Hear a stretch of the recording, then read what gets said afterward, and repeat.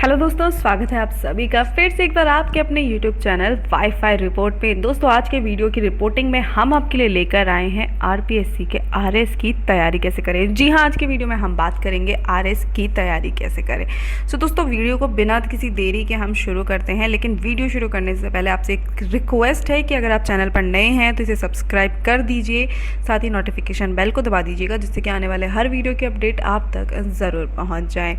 दोस्तों, अगर आप जानना चाहते हैं कि सबसे पहले मैं आपको अब छोटी सी इन्फॉर्मेशन दे देती हूँ शॉर्ट में। ऑलरेडी हमने इसमें डिस्क्राइब कर रखा है कि आरएस बनने के लिए कितने इसके एग्ज़ाम्स होते हैं एंड क्या क्वालिफिकेशंस होती है, लेकिन फिर भी मैं अगर आपको बताऊं कि आरपीएससी के अंदर अगर आप जाना चाहते हैं और इसकी तैयारी कैसे करें, तो आरपीएससी के लिए सबसे पहले मैं आपको बताती हूँ आरपीएससी क्या होता है। दरअसल दोस्तों, आरपीएससी का फुल फॉर्म होता है Rajasthan public service commission, Rajasthan लोक सेवा आयोग। आरपीएससी के द्वारा हर साल राजस्थान में अलग अलग पदों के लिए भर्तियां निकाली जाती है, जिसमें आरएस की भर्ती जो है वो बहुत ज़्यादा पॉपुलर है। इसमें भर्ती पर आवेदन करके आप अलग अलग तरीके से एक बहुत अच्छे पोस्ट पर जा सकते हैं। दोस्तों, आरपीएससी के अंदर सबसे पहले लोगों का ये सवाल होता है कि how to prepare for RPSC, just like UPSC को हम कैसे क्रैक कर सकते हैं, यूपीएससी कैसे क्लियर करें, तो वैसे ही सवाल आता है कि आरपीएससी कैसे हम क्रैक करें। दोस्तों, आप पहले ये पहचानिए कि आपने अगर आरपीएससी क्रैक नहीं की है या आप इसमें पास आउट नहीं हुए हैं तो इसके पीछे का कारण क्या है। लोग सॉल्यूशन पे तो आपको काम करना ही है, लेकिन साथ ही साथ आपको अपने जो फेलियर पॉइंट्स थे उनको आपको हमेशा ध्यान रखना होगा। आपका जो वीकेस्ट पॉइंट है, आप फेल क्यों हुए हैं, सबसे पहले इन कारणों को आप ध्यान में रखिए। सबसे पहले कारण आ जाते हैं कि हमें पता तो चले आखिर ऐसे क्या कारण हो सकते हैं। दोस्तों, सबसे पहला जो कारण आता है उसमें आता है सही मार्गदर्शन ना मिल पाना। जी हाँ, आपके पास एक सही गाइडेंस नहीं होती है तो चांसेस थोड़े कम हो जाते हैं आपका इस एग्ज़ाम को पास करने में। साथ ही साथ कम मेहनत करना, ये तो सबसे मोस्ट इम्पॉर्टेंट पॉइंट है कि अगर आप मेहनत ही नहीं करेंगे तो आप इसमें सफल कैसे हो पाएंगे। ये आपकी असफलता का सबसे बड़ा कारण हो सकता है। थर्ड आता है लक्ष्य का चुनाव न करना। अगर आपने टारगेट ही सेट नहीं किया है कि आखिर मेरा एम क्या है, मेरा ड्रीम क्या है, तो आप इसे कंप्लीट नहीं कर पाएंगे। आपने ये सोचा है कि आप गवर्नमेंट एग्जाम की प्रिपरेशन करेंगे, पर किस गवर्नमेंट एग्जाम की या किस सीट के लिए प्रिपरेशन करेंगे वो नहीं, जो फॉर्म आया आपने वो भर दिया, ये तो भाई दो नाव पे सवार होने वाली बात हो गई। तो आपको सबसे पहले अपना लक्ष्य निर्धारित करना होगा कि मुझे सिर्फ यही चाहिए, और साथ ही भूलने का स्वभाव। अगर आप स्टेट की तैयारी कर रहे हैं, इस लेवल की तैयारी कर रहे हैं, तो आपको अपनी मेमोरी को काफ़ी शार्प बनाना होगा। आपको चीज़ें याद रखनी होगी। आपकी फोटोग्राफिक मेमोरी होना बहुत ज़रूरी है कि अगर आपने उसे देखा है तो आपको वो चीज़ याद है। कुछ इस तरीके की मेमोरी आपकी होनी चाहिए। साथ ही एक साथ बहुत लक्ष्य बनाना, ये जो मैंने आपको वो बताया कि जो लोग लक्ष्य का चुनाव नहीं कर पाते हैं, कि हमें ये बैंक की भी तैयारी कर लेते हैं, साथ में हम यूपीएससी की भी तैयारी कर लेते हैं, आरपीएससी की भी तैयारी कर लेते हैं, तो ये जो आप तैयारी आप कर रहे हैं ये कोई आपको किसी मुकाम पर नहीं लेके जाएगी। आप जहाँ हैं आप वहीं घूमते रहेंगे, आगे नहीं पहुँच पाएंगे।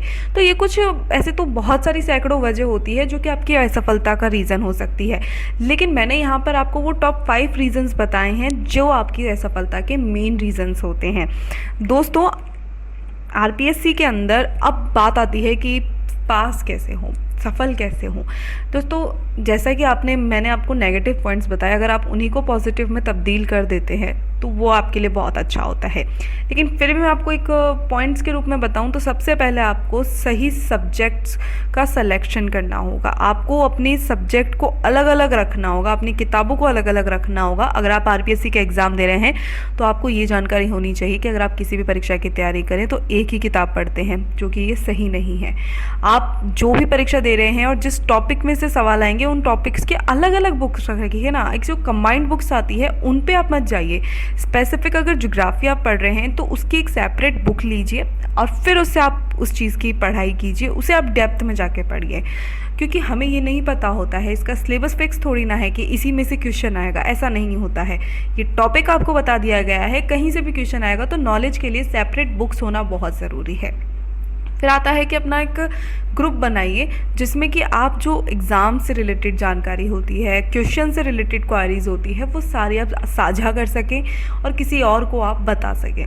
तो एक ग्रुप बनाइए, साथ ही एक शांत वातावरण में जाके आप पढ़ाई कीजिए। किसी भी प्रकार की परीक्षा में उत्तीर्ण होने के लिए पढ़ाई का वातावरण एकदम एकांत और शुद्ध होना चाहिए, तभी आप किसी प्रतियोगिता परीक्षा की तैयारी अच्छे तरीके से कर पाएंगे। इसके लिए मेरा सुझाव यही है कि अगर आपके नज़दीकी कोई लाइब्रेरी है तो आप वहाँ जाकर पढ़िए, या फिर अपना कमरा आप अलग कर दीजिए, अपनी फैमिली से अपने आप को थोड़ा अलग कर दीजिए।